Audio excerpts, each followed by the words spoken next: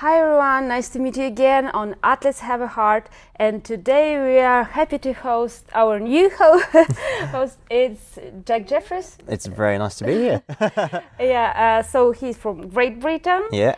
And it's kind of interesting. Great Britain, biathlon, how's it possible? Yeah, it's not particularly the first country you think about when you think about biathlon, but we have a really long history of biathlon in Great Britain. Like the army have been doing winter sports for a very long time, and yeah, it's now less army related, but we're getting more and more athletes. So. Yeah, when we have training camps in Hollmenkollen, it's normally a lot of British military there. Yeah, exactly. They are funny actually. They all time like falling in the snow. And well, for lots of them, it's like the first time they've ever seen snow when they turn up to like Hollmenkollen in the beginning of the year, and they transform them into biathletes throughout the winter. So no, it's very fun. And what is your way in biathlon?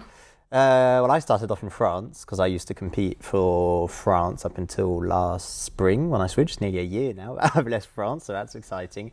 But I live in a mountain kind of ski resort where I grew up doing like alpine skiing, and then slowly realised I wasn't big into like the endurance sports and started doing I wasn't big into like the high speed sports and started doing more endurance things like running and cross-country skiing, and then that's how I found out biathlon and never looked back. Yeah, you didn't sound any more as French. Yeah, no, well, I have two British parents, so that's why, but je peux parler en français et on peut faire tout le podcast en français, and that wouldn't be a problem for me either.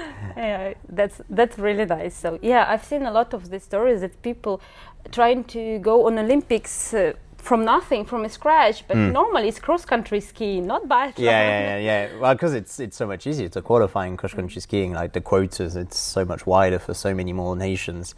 But I think biathlon's so much more fun. Like we have so many more good nations. Like in cross-country skiing, you only got like 5 or 6 nations who can actually get on the podium, as in biathlon, like people who are the 20th best nation in the world are getting on the podium. So that's really cool. And you're so active on social media. You're so open to people. You are showing everything, shooting after each races.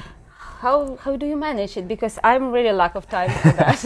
I'm lacking a lot of time as well. Like I generally go to school, like I do distance school as well, generally during the winter and while we race. And because I've been posting so much on social media I started before the Olympic Games because I was like, the Olympics is such an amazing opportunity to like grow your social media following.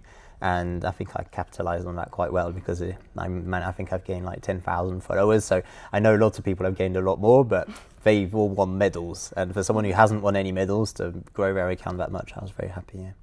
But it's tired me out, and like they're long days, and as you can tell, like having to record a podcast like this, like you're doing it the day before a race, which is a lot of dedication, and I'm impressed. Oh, thank you so much.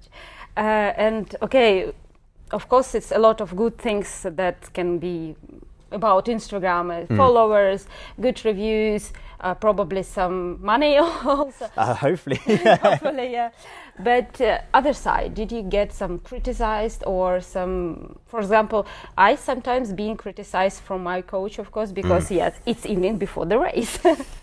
Yeah, I mean, it's not easy. Like I think all the criticism I have got are from like inside the biathlon world, but it's been a bit of both. Like lots of the social media people have just been like, oh, we love the content, it's really good. Like you're bringing more people into the sport, and I've grown my following with lots of people from Great Britain, so it's bringing like new publics into the sport which don't generally watch it. But obviously, like my coach I've done it kind of near the end of the year.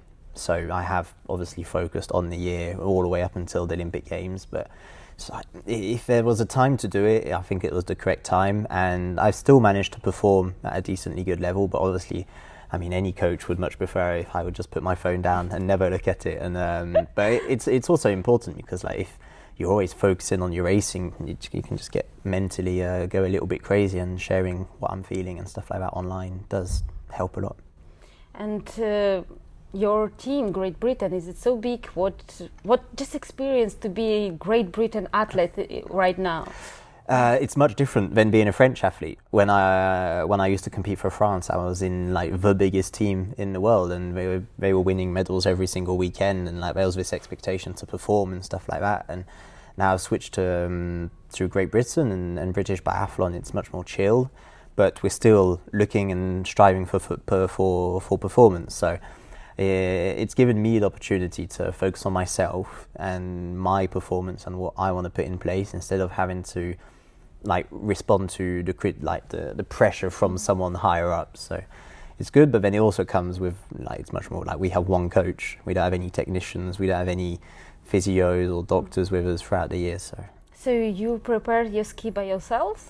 We have a partnership with Sweden over the last year, but they only prepare the race skis. So after training today, I was waxing my skis, like getting them ready for ski testing tomorrow morning, and then after the race, I will zero my skis and stuff like that. So, that's crazy, because in AHaHe Cup we normally just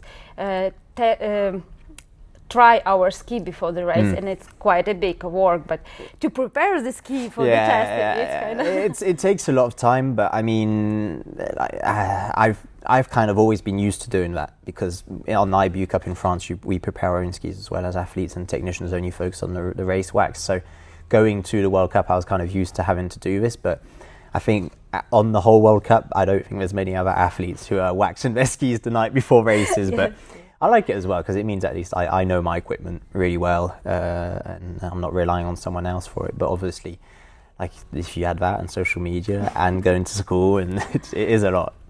Yeah, and you mentioned that it was high pressure in France, and now it's easier. How it's even for you experience, how it's hard to keep your mental stability during all this World Cup? It hasn't been easy, especially like I've never raced like a whole year on the World Cup before, and it is extremely demanding. Like you have to be on it just pretty much every week, because in biathlon, like we get 2 weeks off at Christmas, and even then next year we're not going to get that much off anymore. And then like especially with the Winter Olympic Games, like after Nove Mesto, when we went home, it was just straight onto a pre-Olympic camp.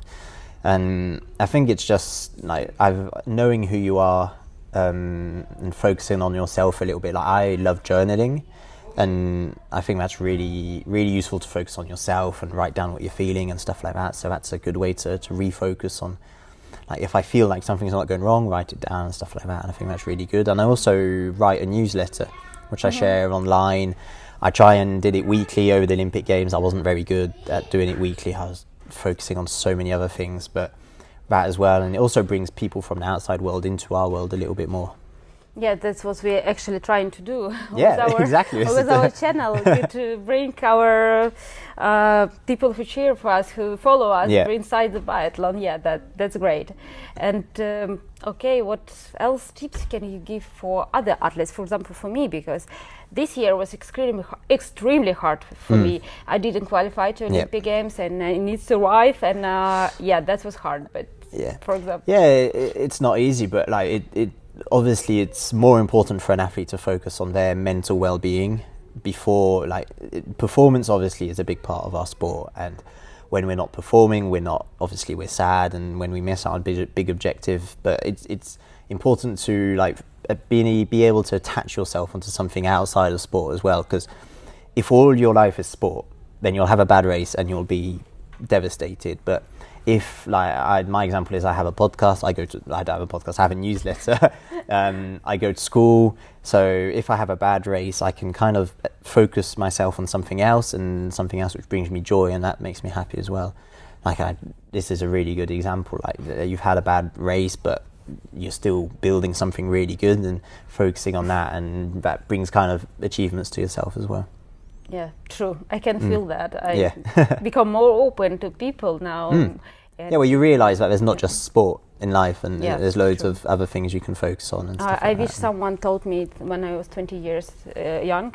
And then someone told me that biathlon is nothing, not it's the biggest thing in the life, but not just only. Yeah, true. So that was hard time for me as a young athletes, and now juniors become better than us. They grow older and older, and children now become adult in sport. And what you can say to them, to this beginning? One thing I like to say is not to go too fast. Like you see, we have a couple athletes currently from some of the smaller nations who have been doing really good. Like there's some of the Latvian athletes who have just gone skyrocketed all of a sudden. and like it's a lot of new things to learn all of a sudden. And I think when you are evolving in biathlon, as I was saying, like try and have other things around you to focus on, not just sport.